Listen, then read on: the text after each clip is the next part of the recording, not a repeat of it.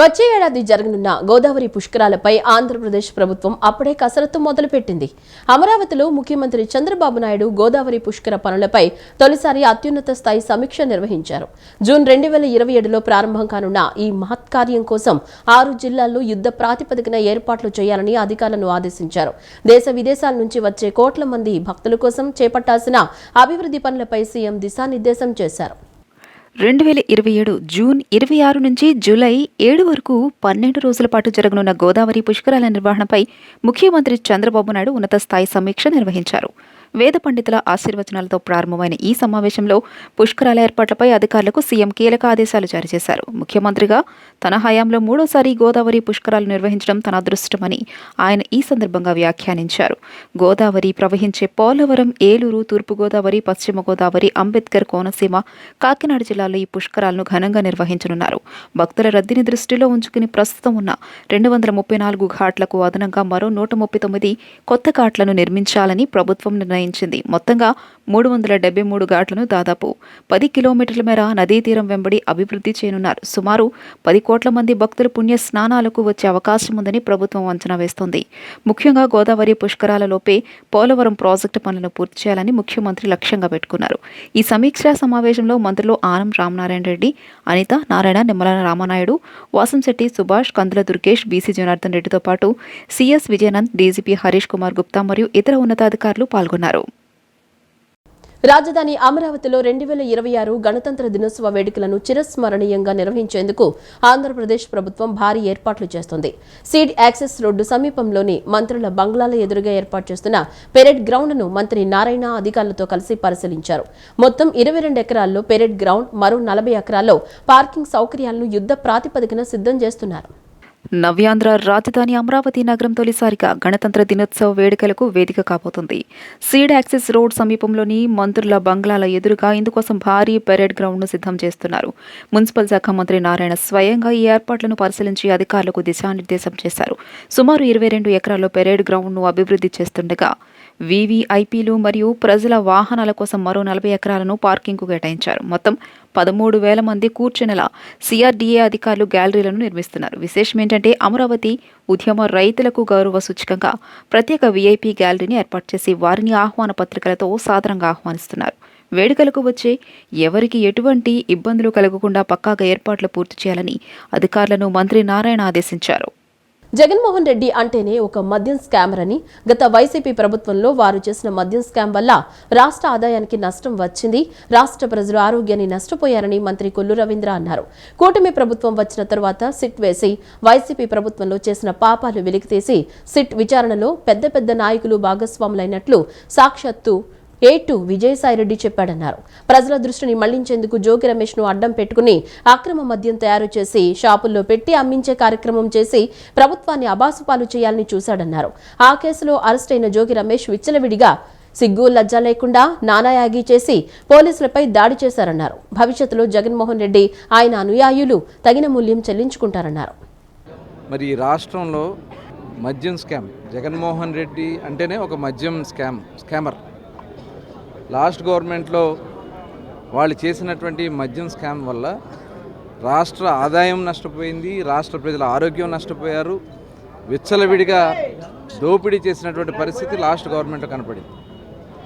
మరి ఆ రకంగా చేసి మేము గవర్నమెంట్ వచ్చిన తర్వాత సిట్ వేసి సిట్ ద్వారా మొత్తం వాళ్ళు చేసినటువంటి పాపాలన్నీ కూడా వెలికితీసి ఆ సిట్ విచారణలో పెద్ద పెద్ద నాయకులే దాంట్లో భాగస్వాములయ్యారని చెప్పి సాక్షాత్తు A2గా ఉన్నటువంటి విజయసాయిరెడ్డి చెప్పినటువంటి సందర్భాన్ని మనం చూసాం.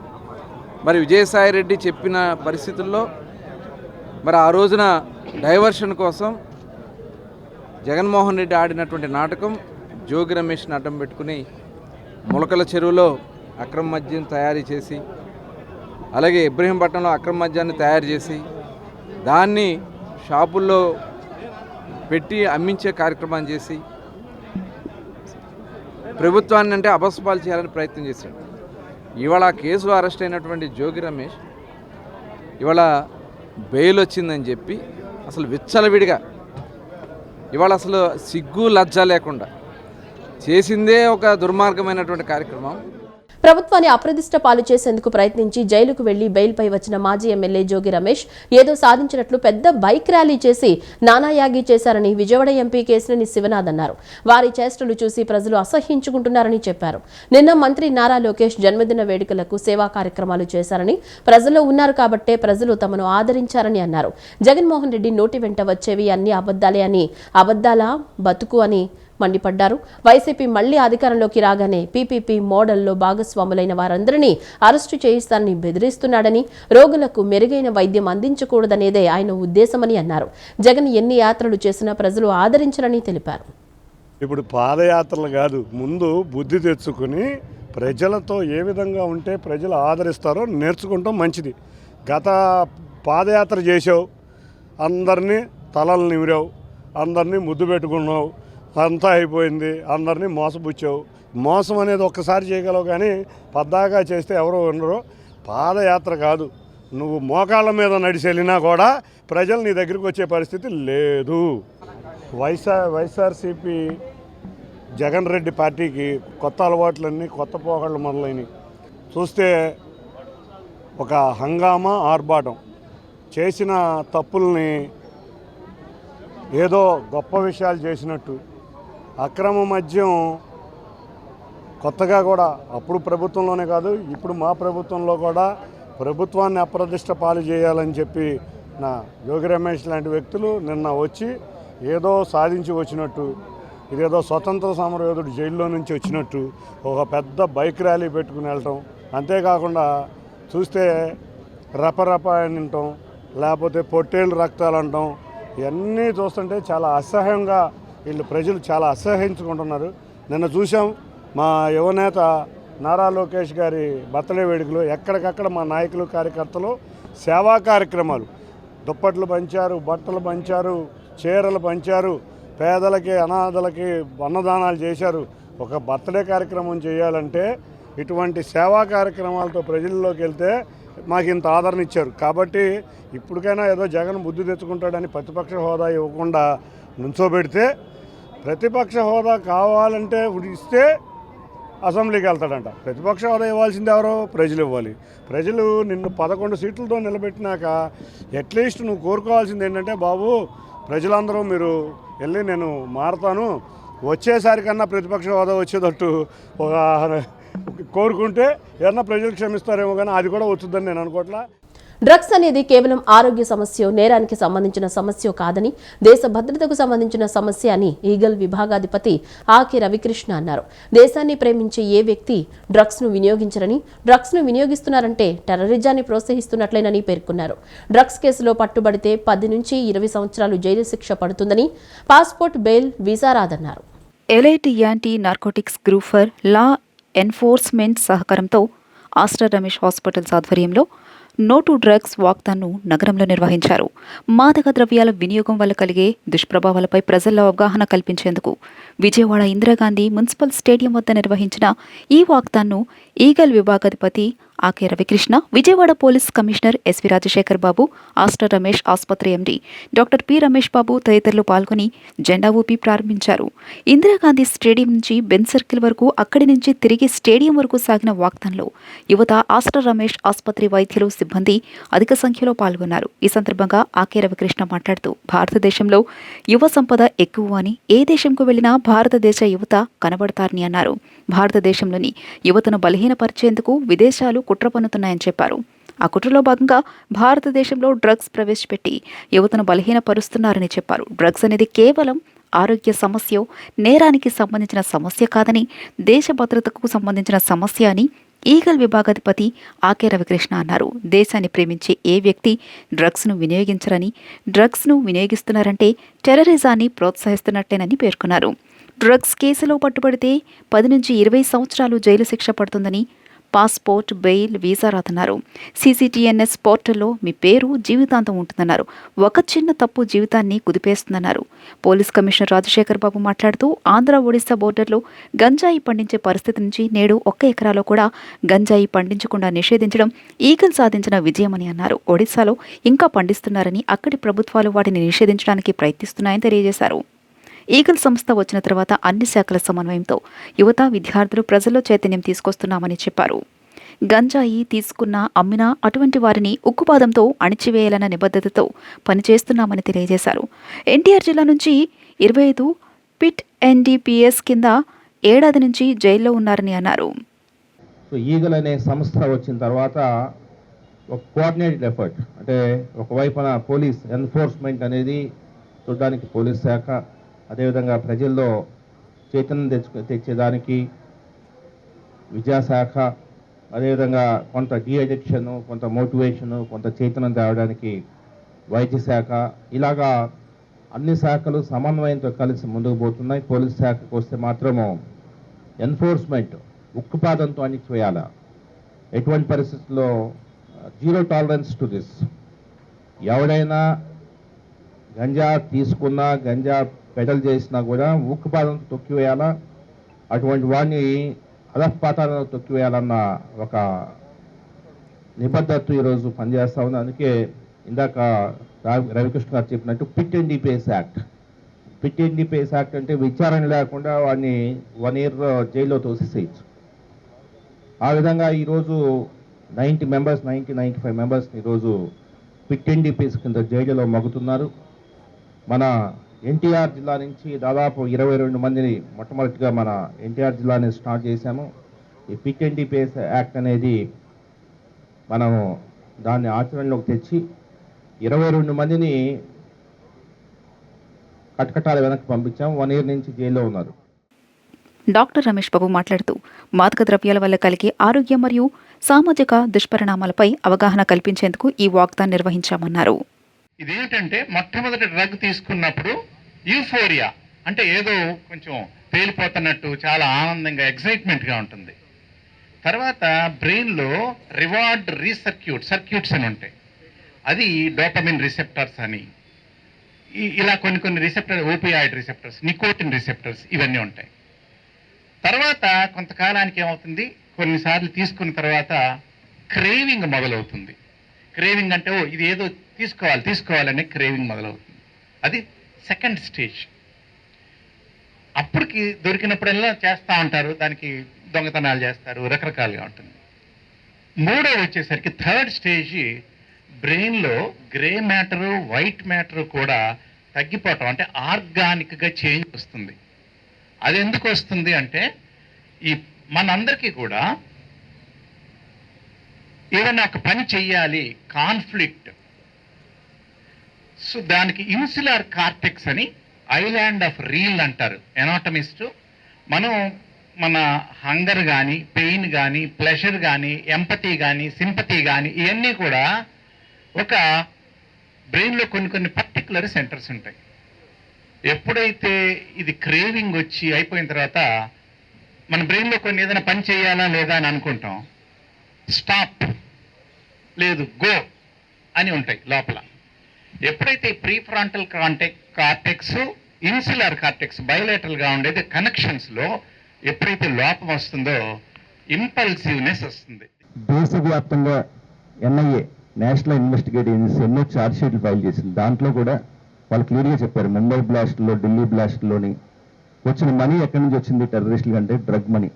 దీన్ని ఏమంటారంటే ఇంకా పాకిస్తాన్ ఎసిమెట్రిక్ వార్ అంటారు. ఎసిమెట్రిక్ వార్ అంటే మనకు తెలుసు, వాళ్ళు మన ఎదురుగుండా వస్తారు, మనం ఎదురుగుండా ఫైట్ చేస్తాం. కానీ ఎసిమెట్రిక్ వార్లో అలా కాదు, వాళ్ళు మన భారతదేశంలోని యువతను బలహీనం చేయాలని చూస్తారు. నేను భారతదేశం తరపున విదేశాల్లో కూడా కొన్ని సంవత్సరాలు పనిచేయడం జరిగింది ఒక డిప్లొమాట్గా. దాంట్లో నేర్చుకున్నది ఏంటంటే ఇంకా ఎక్కడికి వెళ్ళినా సరే వేరే దేశాల వాళ్ళు మన దేశాన్ని చాలా గౌరవిస్తారు.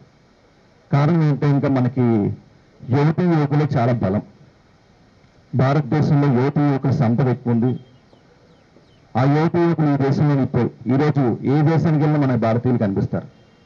అంత శక్తివంతమైన యువతను బలహీనం చేయాలని విదేశాలు కుట్ర పడుతున్నాయి. తెలుగుదేశం పార్టీ రాష్ట్ర కార్యనిర్వాహక కార్యదర్శి బొప్పన భవకుమార్ జన్మదిన వేడుకలను నగరంలో ఘనంగా నిర్వహించారు. మంత్రులు కులుసు పార్థసారథి, కొల్లు రవీంద్ర, ఎమ్మెల్యేలు గద్దె రామ్మోహన్, బోండా ఉమామహేశ్వరరావు, బోడే ప్రసాద్, యార్లగడ్డ వెంకట్రావు, జనసేన పార్టీ ఎన్టీఆర్ జిల్లా అధ్యక్షుడు సామినేని ఉదయభాను, జనసేన పార్టీ రాష్ట్ర కార్యదర్శి అమ్మిశెట్టి వాసు సహా పలువురు నేతలు పుష్పగుచ్చాలు అందజేసి పుట్టినరోజు శుభాకాంక్షలు తెలియజేశారు. పార్టీకి అంకిత భావంతో పనిచేస్తున్న భవకుమార్ భవిష్యత్తులో కీలక బాధ్యతలు అందుకోవాలని ఆకాంక్షించారు. తెలుగుదేశం పార్టీ రాష్ట్ర కార్యనిర్వాహక కార్యదర్శి బొప్పన భావకుమార్ జన్మదిన వేడుకలు విజయవాడ పటమట ఎన్టీఆర్ సర్కిల్ సమీపంలోని భద్రయ్య నగర్లోని ఆయన నివాసంలో ఘనంగా నిర్వహించారు.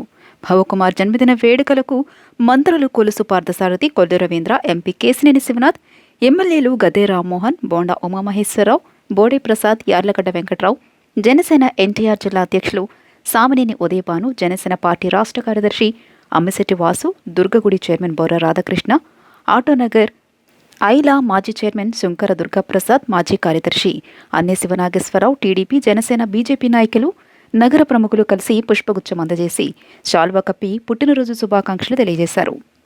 బొప్పన భావకుమార్ అందరి సమక్షంలో కేక్ కట్ చేసి అందరికీ తినిపించారు. ఈ సందర్భంగా మంత్రులు పార్థసారథి, కొల్లు రవీంద్ర మాట్లాడుతూ దైనందిన జీవితంలో ఒకరికొకరు కలుసుకోవడానికి సమయం కేటాయించుకోవడం ఇబ్బందిగా మారుతున్న తరుణంలో భావకుమార్ పుట్టినరోజు నాడు అందరూ ఒకచోట కలుసుకోవడం చాలా ఆనందంగా ఉందని, సంబంధాలు బలపడతాయని తెలియజేశారు. భావకుమార్ ఒక మంచి వ్యక్తి అని, అతని వద్దకు ఎవరు వచ్చినా స్నేహభావంతో పనిచేస్తారని అన్నారు. టీడీపీలో క్రియాశీలకంగా ఉంటూ పార్టీకి అంకిత భావంతో పనిచేస్తున్నారని, భవిష్యత్తులో మరిన్ని పదవులు అధిరోహించాలని ఆకాంక్షించారు. ఎంపీ కేశినేని శివనాథ్ మాట్లాడుతూ విపక్షం, స్వపక్షంలో కూడా అభిమానులు ఉన్న నాయకుడు బొప్పన భావకుమార్ అని అన్నారు. ఎవరికైనా చక్కగా పలకరించి ఆత్మీయంగా ఉండే టీడీపీ నాయకుడు భావకుమార్ మరిన్ని పుట్టినరోజులు జరుపుకుంటూ ప్రజాసేవలో ఉంటూ మరిన్ని మంచి పదవులు పొందాలని ఆకాంక్షించారు. బొప్పన భావకుమార్ మాట్లాడుతూ ఆత్మీయులను కలుసుకోవడానికి ప్రతి సంవత్సరం పుట్టినరోజు జరుపుకుంటున్నట్లు చెప్పారు. తనను ఆశీర్వదించడానికి వచ్చిన ప్రతి ఒక్కరికి కృతజ్ఞతలు తెలియజేశారు. క్రీస్తు రాజపురం నుంచి దేవానంద నాయకత్వంలో బొబ్బిలి విజయ్ తదితరులు 50 మంది ఎంపీ, ఎమ్మెల్యే చేతుల మీదుగా టీడీపీ కండువా కప్పుకుని తెలుగుదేశం పార్టీలో చేరారన్నారు. మా అందరి అభిమాన అంటే విపక్షం, స్వపక్షంలో కూడా అభిమానులున్న ఇవాళ మా తెలుగుదేశం నాయకుడు భావకుమార్ గారు ఎవరినైనా చక్కగా పలకరించి ఆత్మీయంగా ఉండే మా భావకుమార్ గారు మరిన్ని పుట్టినరోజులు జరుపుకుంటా, ఇట్లాగే కూటమి నాయకత్వానికి అందుబాటులో ఉండి ప్రజాసేవలో గడుపుతా మరిన్ని మంచి పదవులు పొందాలని కోరుకుంటున్నాను. బొప్పన భావకుమార్ గారు తెలుగుదేశం పార్టీలో ఈరోజు క్రియాశీలకంగా ఆర్గనైజింగ్ సెక్రటరీగా పనిచేస్తూ ఈరోజు ఆయన జన్మదిన సందర్భంగా అందరూ వచ్చి ఆయన శుభాకాంక్షలు తెలియజేయడం జరుగుతుంది. ఆయనకి జన్మదిన శుభాకాంక్షలు. భవిష్యత్తులో మరిన్ని పదవులు అధిరోహించాలని చెప్పి మనస్ఫూర్తిగా కోరుకుంటూ మరొకసారి భావకుమార్ గారికి జన్మదిన శుభాకాంక్షలు. 62వ జన్మదినోత్సవం సందర్భంగా ఆయన అభిమానులు, మిత్రులు, తెలుగుదేశం పార్టీ, కూటమి పార్టీల కార్యకర్తలు, నాయకులందరూ కూడా ఒక గెట్ టుగెదర్ లాగా ఇక్కడ కలపడం జరిగింది. ఇది ఏంటంటే ఎవరికాళ్ళు మెకానికల్ లైఫ్లో కలుసుకుంటానికి సమయం కేటాయించడం కొద్దిగా ఇబ్బందిగా ఉన్న పరిస్థితుల్లో ఒక అకేషన్ని దృష్టిలో పెట్టుకుని ఈ విధంగా కలవటం కూడా సంబంధాలు బలోపేతం అవడానికి కూడా ఉపయోగం. మరి భావకుమార్ గారు ఒక మంచి వ్యక్తి. ఆయన ఎవరు వచ్చినా కూడా ఆయన వల్ల ఏ పనైనా సరే మరి స్నేహభావంతో చేసే వ్యక్తి కాబట్టి ఇంతమంది మిత్రులందరూ కూడా ఆయన ఆశీర్వదించడానికి ఇక్కడికి వచ్చారు. మేము ఈ కార్యక్రమాన్ని చేస్తాం, ఏదో పుట్టినరోజు చేసుకోవాలని కాదు. లోకల్లో ఉన్న మా ఆత్మీయులు, మాకున్న సంబంధించిన మిగతా జనం ఎవరైనా సరే, పార్టీలుగా కానీ ఏదైనా కానీ మాతో కలిసి ప్రయాణం చేసేవాళ్ళు ఎవరితో అయినా సరే ఇట్లా చేయటం నాకు ఒక అలవాటు. చాలా కాలం నుంచి 10-15 ఏళ్ళ నుంచి చేస్తున్నాను. దాన్ని ఇప్పుడు ఇవాళ ఆశీర్వదించడానికి కొల్లు రవీంద్ర గారు, పార్థసారథి గారు, గద్దె రామ్మోహన్ గారు, మా ఎంపీ కేశినేని శివనాథ్ గారు, బోడే ప్రసాద్ గారు, బోండా ఉమామహేశ్వరరావు గారు, అట్లాగే నాగుల మీరా గారు, మా గన్నవరం ఎమ్మెల్యే వెంకట్రావు గారు, ప్రతి ఒక్కళ్ళు వచ్చి ఈ కార్యక్రమాన్ని జయప్రదం చేసినందుకు వారికి ధన్యవాదాలు తెలియజేస్తూ, అట్లాగే నిన్న లోకేష్ గారి పుట్టినరోజు అది కూడా ఘనంగా నిర్వహించాం. దాన్ని కారణంగా అని కాదు, మాకు అసలు ప్రతి సంవత్సరం జనవరి 24వ తారీఖు కానీ 26 కానీ ఏదో ఒక రోజు పెట్టుకొని మేము గెట్ టుగెదర్ పెట్టుకుంటాం. ఆ గెట్ టుగెదర్ సందర్భంగానే ఈ కార్యక్రమం తప్పితే ఏదో నేనేదో పుట్టినరోజు చేసుకుని ఏదో ఇది చేసుకోవాలని కాదు. రాష్ట్ర అభివృద్ధికి పెట్టుబడులు సాధనే లక్ష్యంగా రాష్ట్ర ఐటీ విద్యాశాఖ మంత్రి నారా లోకేష్ విశేష కృషి చేస్తున్నారని Krishna milk union chairman Chalasani Anjaneyulu కొనియాడారు. ఎన్నికల ముందు యువగళం పాదయాత్ర చేసి ప్రజల కష్టాలు తెలుసుకుని అధికారంలోకి వచ్చాక అన్నింటికీ పరిష్కార మార్గం చూపిస్తూ అందరికీ ఆదర్శంగా నిలుస్తున్నారని స్పష్టం చేశారు. Krishna milk union chairman Chalasani ఆంజనేయుల ఆధ్వర్యంలో ఐటీ విద్యల శాఖ మంత్రి నారా లోకేష్ జన్మదిన వేడుకలను ఘనంగా నిర్వహించారు. హనుమాన్ జంక్షన్, అప్పనవీడు, ఆసజ్యోతి దివ్యాంగుల ఆశ్రమం నందు Krishna milk union chairman Shri Chalasani Anjaneyulu దివ్యాంగుల పిల్లలతో కలిసి కేక్ కట్ చేశారు. పిల్లలందరికీ అల్పాహారాన్ని అందజేశారు. తాత ఎన్టీఆర్, తండ్రి చంద్రబాబు తగ్గ తనయుడిగా నారా లోకేష్ అనతి కాలంలోనే ప్రజలకు సేవ చేసి మంచి పేరు ప్రఖ్యాతులు సాధించారన్నారు.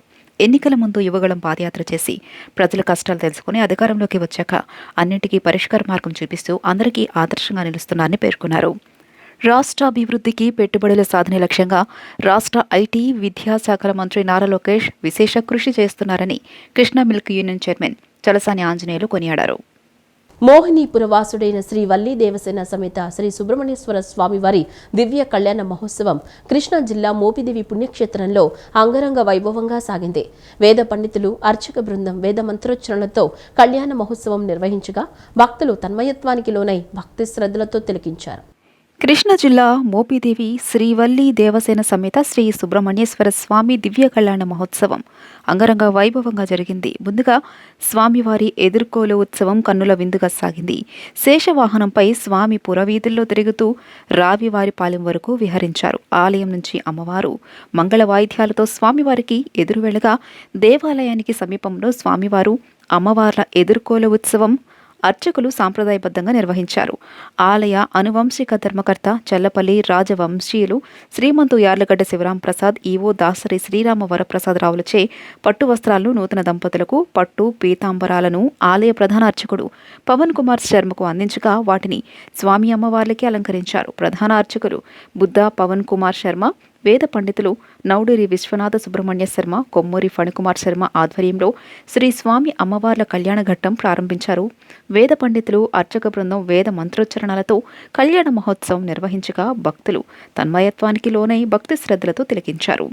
జిల్లా కలెక్టర్ బీకే బాలాజీ కుటుంబ సమేతంగా కళ్యాణ మహోత్సవంలో పాల్గొన్నారు.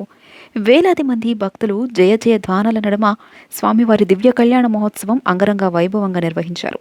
అర్చకులు స్వామి అమ్మవార్లకు ముత్యాల తలంబ్రాలు పోసే ఘట్టాన్ని భక్తులు ఆసక్తిగా తిలకించారు.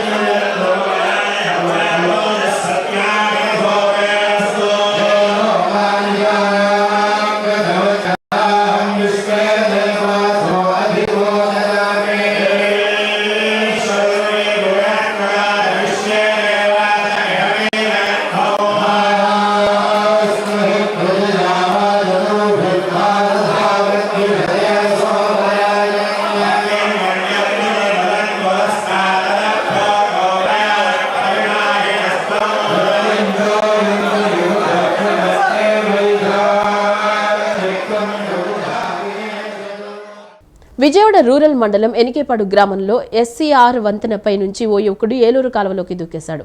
స్థానికులు గుర్తించి సమాచారం ఇవ్వడంతో పోలీసులు ఘటనా స్థలానికి చేరుకున్నారు. యువకుడి ఆచూకీ కోసం ఏపీఎస్డీఆర్ఎఫ్ బృందాలు చేత ఏలూరు కాలువలో గాలింపు చర్యలు చేపట్టారు. ఆత్మహత్య ప్రయత్నం చేసుకోవాలనే ఉద్దేశంతో కాలువలోకి దూకేసి ఉంటాడని పోలీసులు అనుమానం వ్యక్తం చేశారు. రంగంపేట మహిళా కానిస్టేబుల్ జయశాంతి వ్యవహారం ఇప్పుడు తీవ్ర వివాదంగా మారింది. గతేడాది జరిగిన డిఎస్సిలో తప్పుడు సర్టిఫికేట్తో ఉద్యోగం పొందింది జయశాంతి. కానిస్టేబుల్గా ఉన్న భర్త తాతారావు సంపాదన దాచి తండ్రిని సంరక్షకుడిగా ప్రస్తావిస్తూ ఈడబ్ల్యూఎస్ సర్టిఫికేట్ పొందినట్లు నిర్ధారణ అయింది. కాకినాడ రంగంపేటలో చంటి బిడ్డను ఎత్తుకుని ట్రాఫిక్ క్లియర్ చేసిన ఓ వీడియో బయటకు రావడంతో ఆమె వైరల్గా మారిపోయింది. ఆమెకు మద్దతుగా ఎంతో మంది పోలీసులు పెట్టారు. ప్రభుత్వ ఉన్నతాధికారులు కూడా ఆమెను అభినందించారు. అంతేకాదు హోంమంత్రి అనిత ఆమెను ఇంటికి పిలిచి భోజనం పెట్టి మరీ సన్మానించారు.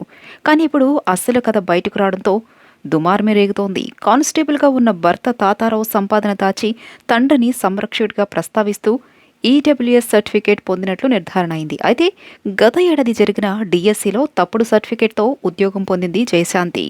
కానిస్టేబుల్గా ఉన్న భర్త తాతారావు సంపాదన దాచి తండ్రిని సంరక్షకుడిగా ప్రస్తావిస్తూ ఈడబ్ల్యూఎస్ సర్టిఫికేట్ పొందినట్లు నిర్ధారణ అయింది. విచారణ చేసి డిఎస్సి ఉద్యోగం రద్దు చేశారు విద్యాశాఖ అధికారులు. ప్రభుత్వాన్ని మోసం చేసిందని చర్యలు తీసుకోవాలని తూర్పుగోదావరి ఎస్పీకి రిఫర్ చేశారు కాకినాడ డీఈఓ. ఇక నకిలీ ఐడి కార్డుతో ఎస్ఏగా చలామణి అవుతున్న కామేశ్వరరావు అనే హెడ్ కానిస్టేబుల్కి సహకారం అందించారు జయశాంతి. ఇటీవల చంటి బిడ్డను ఎత్తుకుని ట్రాఫిక్ క్లియర్ చేసి వార్తల్లో నిలిచారు. అది కూడా ప్లాన్ ప్రకారం జరిగిందని సోషల్ మీడియాలో విమర్శలు వస్తున్నాయి. క్రమశిక్షణ చర్యల్లో భాగంగా రాజమండ్రి ఎయిర్పోర్ట్ నుంచి పల్నాడు ఎస్పీఎఫ్కి జయశాంతి భర్త తాతారావు గతంలో బదిలీ అయ్యారు. క్రమశిక్షణ చర్యల్లో భాగంగా రైల్వే నుంచి లా అండ్ ఆర్డర్కు జయశాంతిని బదిలీ చేశారు. భార్యాభర్తలపై క్రమశిక్షణ చర్యల్లో భాగంగా చర్యలు తీసుకోవడం, డిఎస్సిలో తప్పుడు ధృవీకరణ పత్రంతో ఉద్యోగం సంపాదించడంతో విమర్శలు రావడంతోనే చంటి బిడ్డతో ట్రాఫిక్ క్లియర్ చేసినట్లు హడావిడి చేసిందని విమర్శలు వస్తున్నాయి. తన పరిధి కాకపోయినా చంటి బిడ్డను ఎత్తుకుని ట్రాఫిక్ క్లియర్ చేశారని ఇంటికి ఆహ్వానించి కానిస్టేబుల్ జయశాంతి దంపతులను సన్మానించారు హోంమంత్రి అనిత. ఇప్పుడు వివాదం బయటకు రావడంతో ఉన్నతాధికారులు ఎలా స్పందిస్తారు అనేది వేచి చూడాలి. ఈ వార్తలు ఇంతటితో సమాప్తం. నమస్కారం.